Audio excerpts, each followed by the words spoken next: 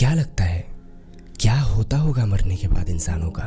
क्या कर्मों के हिसाब से उन सबको मिलता होगा स्वर्ग या नर्क, या फिर होती होगी मुक्ति की प्राप्ति, और या फिर पुनर्जन्म में बार बार भुगतना पड़ता होगा पुराने कर्मों का फल?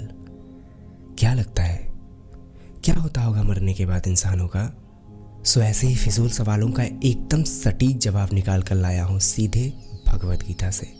नमस्कार, मैं हूँ प्रवीण, इश्क बनारसिया वाला प्रवीण।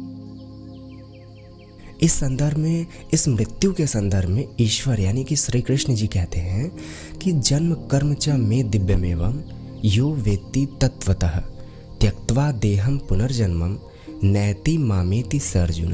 भगवान जी अर्जुन को समझा रहे हैं कि हे अर्जुन, जो मेरे आविर्भाव यानी उत्पत्ति तथा कर्मों के दिव्य प्रकृति को जानता है ना, वह इस शरीर को छोड़ने पर इस भौतिक संसार में फिर कभी जन्म नहीं लेता, अपितु मेरे सनातन धाम को प्राप्त होता है।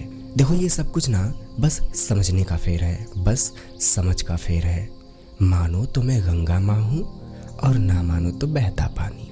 यदि आप इस बात को आत्मसात कर लेते हो ना, खुद के मन से ये मान लेते हो ना कि जो कुछ भी हो रहा है जिंदगी में, उन सबको कंट्रोल करने वाला कोई तो एक है। कुछ तो ऐसी पावर है जो इन सभी घटनाओं को, घटना चक्रों को विजिबली या इनविजिबली बस हैंडल किया हुआ है।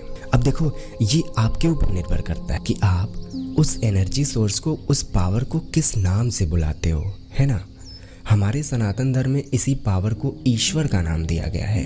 तो अब टेक्निकली बात करूं तो जो इंसान इस पावर सोर्स के रिसाइकलिंग प्रोसेस को समझ लेता है ना, then he is already on the path of moksha, already on the path of mukti. फिर उस इंसान को कोई फर्क नहीं पड़ता कि आपके या हमारे हिसाब से जन्म, नर्क, मृत्यु या मोक्ष की परिभाषा क्या है। उसके मन में क्रिस्टल क्लियर हो जाता है कि मरने के बाद उसके शरीर, उसकी आत्मा का क्या होना है। तो ये उत्तर उन सभी के लिए था जो ईश्वर के अस्तित्व पर सीधा सवाल उठाते हैं, जो ग्रंथों के हिसाब से नास्तिक कहे जाते हैं। Practical thinker need to know the recycling process to understand the method of salvation, to understand the method of moksha.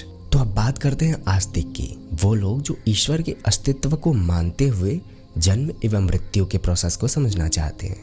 तो हमारे देवता भगवत गीता के 6 अध्याय के 9वें श्लोक में इसी बात को समझा रहे हैं कि जो इंसान भगवान के आविर्भाव को समझ लेता है, भगवान की उत्पत्ति को समझ लेता है, वह इस भवबंधन से हमेशा के लिए मुक्त हो जाता है और इस शरीर को छोड़ते ही तुरंत भगवान के धाम को लौट जाता है।